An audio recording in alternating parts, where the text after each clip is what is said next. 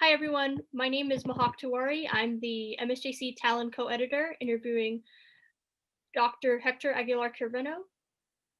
Now, Mr. Dr. Carreno, can you please tell me a little bit about yourself? Like what's your background and your education? Sure. Yeah. Thank you for inviting me to interview with you.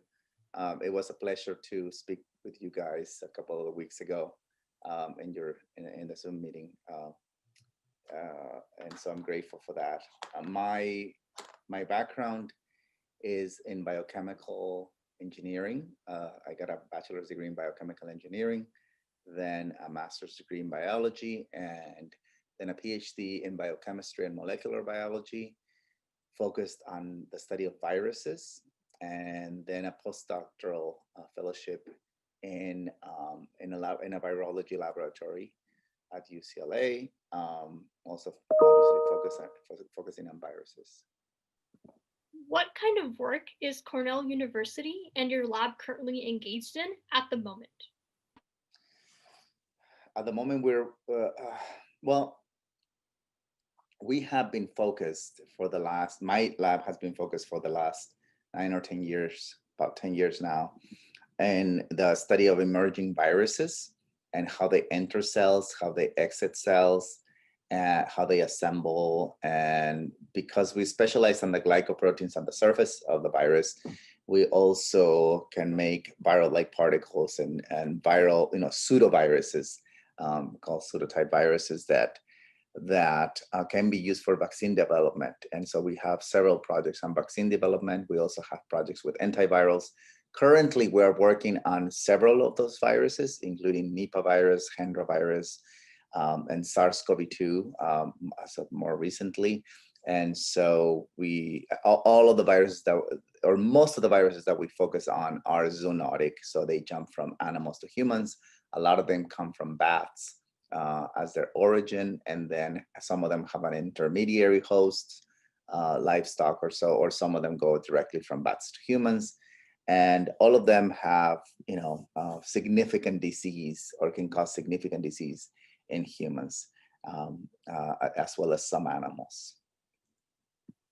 So where is your lab located?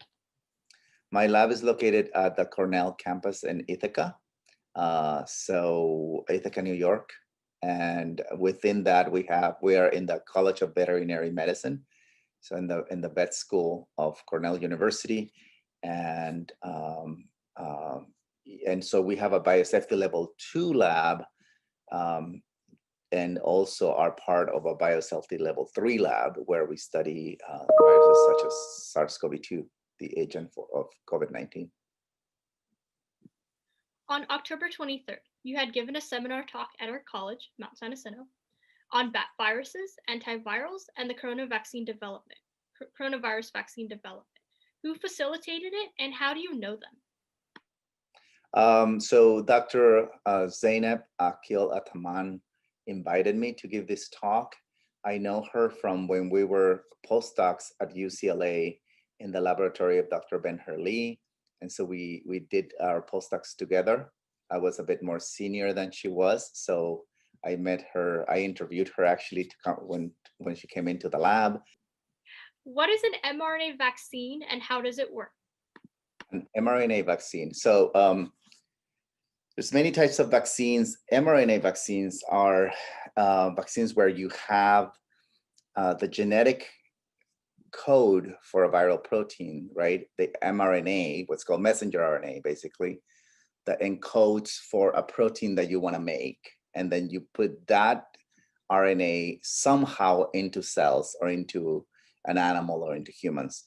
So that's the definition of an mRNA vaccine. How you accomplish that can vary, right? How do you stabilize that RNA so it won't be degraded right away in the cell? How do you put it inside the cell, how it goes in the cell? Sometimes you use a vector, sometimes you use some chemical means. So it can vary quite a bit, but the concept is the same. You have typically a piece of RNA that is encoding an important protein of the virus that is known to produce antibodies that could be protective, or you expect or suspect that that may be the case. And so that's how you test that vaccine first, in some animal system before it goes to humans. What are the benefits of a nucleic acid vaccine versus a subunit vaccine? A nucleic acid vaccine, either RNA or DNA, the advantage of that is that you can express the whole protein and can express it, once the cells have the genetic material in them, the cells themselves are going to make the protein. And so let's say you have a transmembrane protein that is embedded in the cell membrane, you're going to have the full protein expressed just like it would be expressed if you had an infection. A subunit vaccine is basically you're encoding a piece of that protein, typically the outside of the protein, that what's outside the cell. And sometimes you make it in some recombinant way, maybe in bacteria, you use some other means to synthesize that protein, typically in some kind of bacteria, but sometimes also in mammalian cells. And then you get that protein, and that protein becomes your vaccine. So that the DNA or RNA vaccines a lot of times have the advantage of presenting the epitopes of the protein, the conformation of the structure of that protein of interest to the immune system in a more natural way than a recombinant vaccine. What do you think about the US's response to the coronavirus pandemic right now? The US response to the coronavirus pandemic? Well, I think judging by the how we are right now in the pandemic and the numbers of people, I think there could have been some better decisions along the way, maybe earlier on, and also at some other points.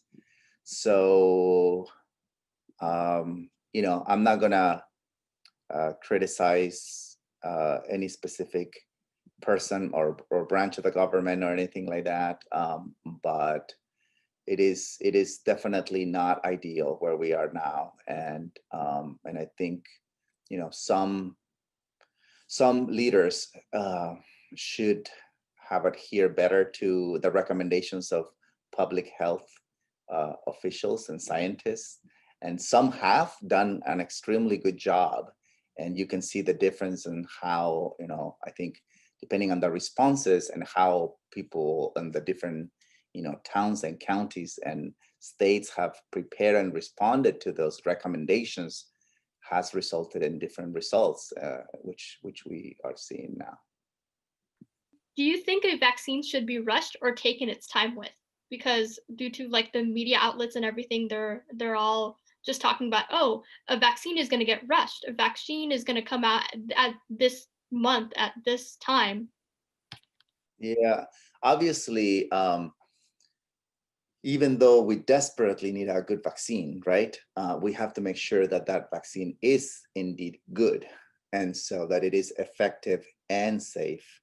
And so you can't rush it too much to the point where you're not sure, right? You have to do the testing, which they're being done. The testing of safety and efficacy is being done. And so I think we have to allow the time, if the 1 or 2 or 3 leading vaccines turn out to be great, right? Then great. If they turn out to be not so safe or not so efficacious at the end, right, when all the studies are done, then we have to keep trying to come up with better options. But no matter what vaccine, we just have to be patient, because those tests need to be completed, and then after that, the right vaccine needs to be manufactured and distributed in the right ways and to the right people, and prioritizing and all that. So, before it gets to the general public, it might be another 6 months or so, even if things work out well now, right?